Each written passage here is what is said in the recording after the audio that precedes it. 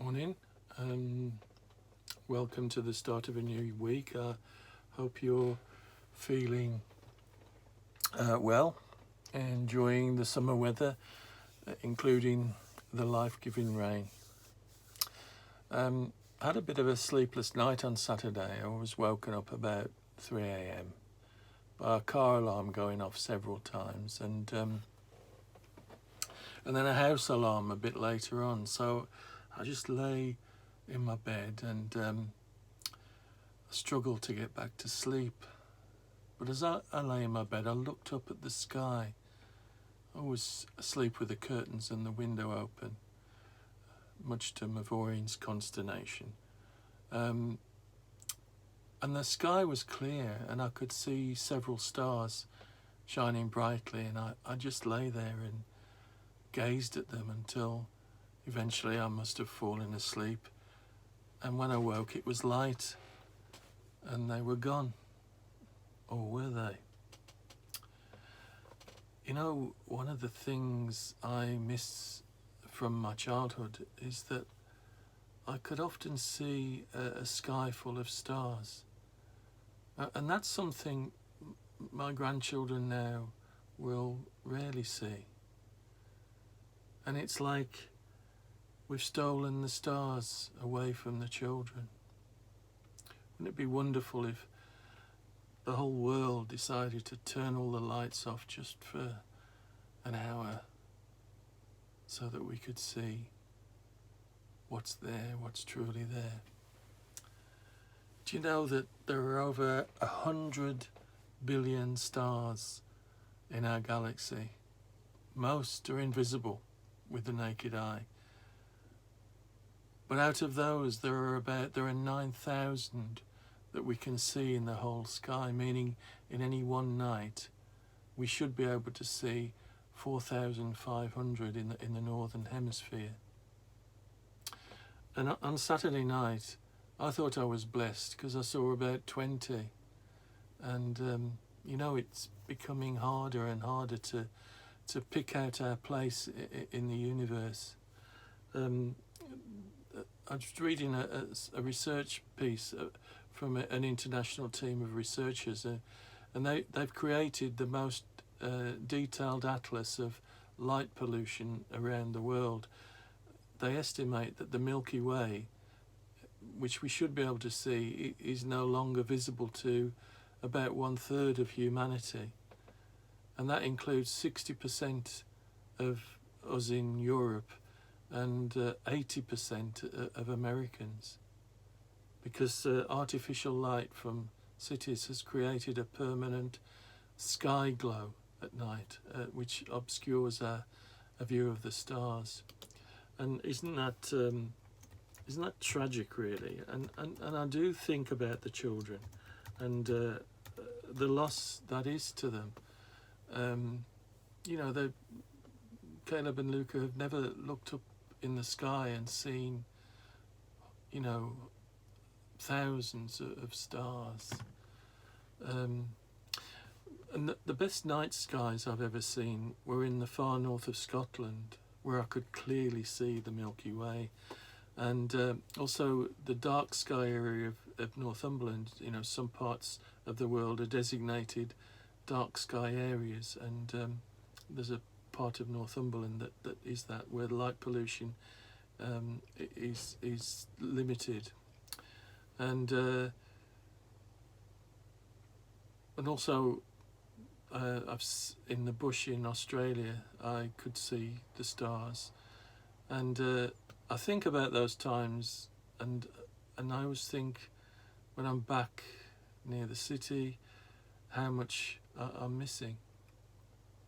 In contrast, whenever I visit New York and, say, go to somewhere like Times Square, every time I go there are more and more lights advertising this or that. It's creeping down the streets, and you can feel the heat from all this advertising, all these lights. You can feel it on the street, and needless to say, I don't think I've ever seen the stars in New York City. And when we look into the sky, and I think this is something that amazes me, and we see the light from them, we're actually gazing into the past, because the light we see was emitted many, many, many years ago. It travels in light years. And for example, there's a star that's quite distant, it's called Deneb. It's a bright star, and it's 1400 light years away. And so what you see is the light that came from that star 1400 years ago. So you're looking into the past 1400 years. And our nearest star is around 4.7 light years away. And so the light we see from that came from the star 4.7 years ago. Don't you think that's amazing? I do. It's like, I don't understand, but I know the concept of time travel is theoretically possible, but that's something. We're gazing into the past. You know, I'm not a scientist, and I don't pretend to understand the science behind all these things, but I just know there's a poetry and a beauty in that thought, that we can actually see the past in the present. The past is present in the present. And something even more amazing, I think, is that in some sense we're entirely the products of a process that starts within stars. All the elements in our body, such as carbon and iron and oxygen, are produced inside stars. And I can't think of a more beautiful process for God to have blessed the production of the elements that we need for life, and put it in stars. That's just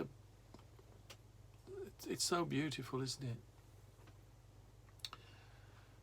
But the magnitude of the universe and God's creation in space and time, and the complexity of it, if I think about it too much, if I try and ponder on the whys and wherefores, it gives me a headache. It can panic me, and that might explain why I'm not a scientist.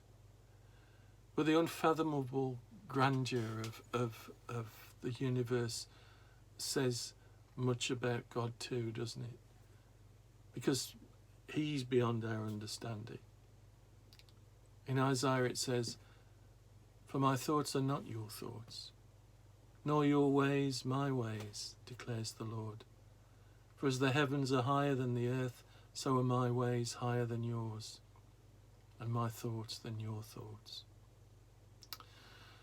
So when you look at the stars on any given night, know that beyond what you are seeing there are 100 billion more. Know that when daylight comes, those 100 billion stars are still there, but you can't see them. And as you look up, think of this verse in Isaiah. Lift up your eyes on high and see who has created these stars, the one who leads forth their host by number. He calls them by name. Because of the greatness of his might and the strength of his power, not one of them is missing. And in the times you feel alone, and you feel that God isn't there, think of the stars he created, and know that they are always there, even when you can't see them. And have that as a reminder that God is always there, even when you can't see him. Well, I should do more stargazing, I think. I think it can be a useful tool to meditation. I mean, that's really what I was doing, lying lying in bed just looking at the stars. So have a look at the night sky and think of that all-powerful, that all our Creator God, and how much He loves us to create such an amazing, amazing universe.